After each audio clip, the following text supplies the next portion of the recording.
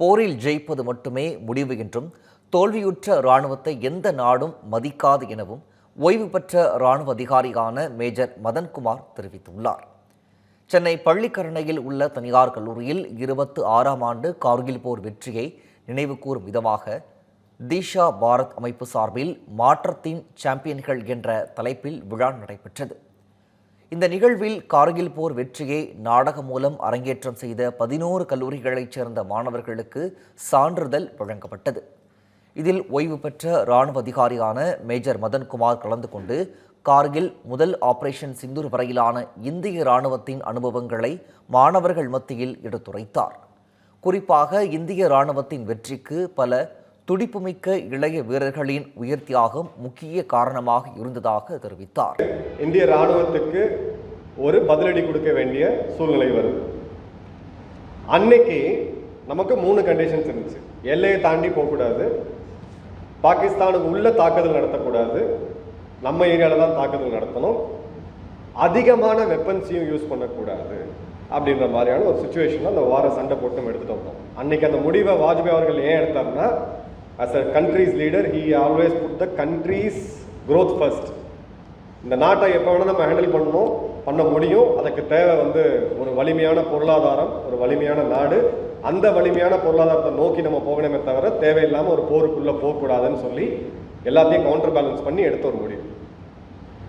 இன்னைக்கு நம்மக்கிட்ட ஒரு வலிமையான பொருளாதாரம் இருக்குது.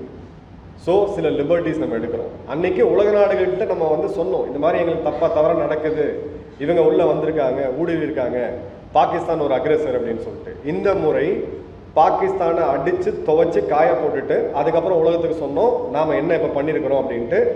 அந்த 2 ஈவெண்ட்டையும் நினச்சி பாருங்கள். ஃபஸ்ட் டைமில் நான் போய் சொல்கிறேன், என் நியாயத்தை பாருங்கள் அப்படின்னு நான் சொல்கிறேன். 2வது டைம் என்ன சொல்கிறேன், இதுக்காக தான் இவனை அடித்தேன், இன்னொரு முறை வந்தானே இதை விட பயங்கரமாக அடிப்பேன்னு நான் சொல்லிட்டு வரேன். ஸோ 26 வருஷத்தில் ஒரு மிகப்பெரிய வளர்ச்சியை நாம் எல்லாரும் சேர்ந்து பெற்றிருக்கோம். அதுக்கு நீங்கள், நான், நமக்கு முன்னோர்கள் எல்லாருமே காரணம்.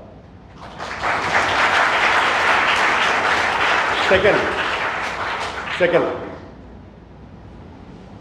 84 ஹவர்ஸில் இந்தியாவுடைய ஆப்ரேஷன்ஸ், இப்போ நீங்கள் பார்த்த அந்த ட்ரோன்ஸ், நம்மளுடைய மிசைல்ஸ், பிரம்மோஸ், ஆகாஷ், இதெல்லாமே இது just 2% of our fire power.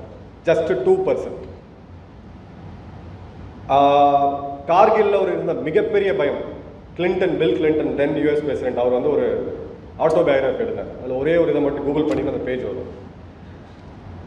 Pakistan was about to use a nuclear weapon against India அப்படின்ட்டு. நம்ம செக்யூரிட்டி லெவலில் நீங்கள் மேலே திங்க் பண்ணி பார்த்தீங்கன்னா, இதுக்கு மேலே நம்ம பாகிஸ்தான் அடித்தோம்னா ஒரு வேளை நம்ம அவங்க நியூக்ளியர் வெப்பனை நம்ம மேலே யூஸ் பண்ணிடுவாங்க அப்படின்ட்டு.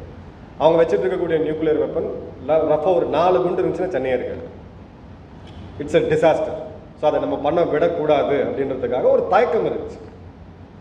இந்த முறை ஆஃப் சிந்தூரில் ஏப்ரல் 10ஆம் தேதி விடிய காலையில் இந்தியா ஒரு பிரம்மோஸ் ரக ஏவுகணை ஏவுறாங்க. தஞ்சாவூர்லேருந்து டேக் ஆஃப் ஆகி பார்டருக்கு போய் ஒரு பிரம்மோஸ் நம்ம ஏவுறோம். அந்த பிரம்மோஸ் எங்கே போய் அடிச்சது அப்படின்னா, நூர்கான் அப்படின்னு சொல்லக்கூடிய பாகிஸ்தானோட மோஸ்ட் ப்ரொடெக்டட் மிலிட்ரி பேஸ், அங்கே தான் அவங்களுடைய அணு ஆயுதங்களை வச்சுருக்காங்க. 2வது ஹிட் அங்கே இருக்கக்கூடிய கிரானா ஹில்ஸ். முந்தானத்து கூகுள் மேப்பில் நீங்கள் கிரானா ஹில்ஸ்னு கூகுள் பண்ணி பாருங்கள். அந்த அடித்த அந்த கிரேட்டர் விழுந்தது, ஒரு பெரிய குழி விழுந்து அந்த இடமே நாசமாகி போய் கிடக்குது. இன்றைக்குமே கூகுள் இமேஜஸில் இருக்குது. இப்போ தான் நேற்று தான் கூகுள் இமேஜில் அப்டேட் ஆச்சு. கிரானா ஹில்ஸோட என்ட்ரி எக்ஸிட்டில் நம்ம அடிக்கிறோம். அங்கே தான் அவங்களுடைய நியூக்ளியர் வெப்பன் பையில் ஸ்டோர் பண்ணி வச்சுருக்காங்க. அந்த நூர்கான் ஏர்பேஸில் தான் அந்த நியூக்ளியர் வெப்பனை கொண்டு இந்தியா மேலே போடுறதுக்கான அந்த ஃபைட்டர் ஜெட்ஸ் இருக்குது. இந்த வேக்ஸ் அண்ட் ஃபைட்டர் ஜெட்ஸ்ன்னு சொல்லுவாங்க. உலகத்திலேயே அணு ஆயுதத்தை கையில் வச்சுட்டு இருக்கக்கூடிய நாடு, அணு ஆயுதத்தை நான் உன் மேலே பிரயோகப்படுத்துவேன்னு சொல்லி பயமுறுத்திக்கிட்டு இருந்த ஒரு நாட்டை நேரடியாக அந்த அணு ஆயுதத்தையே அடித்த முதல் உலக சக்தி இந்தியா.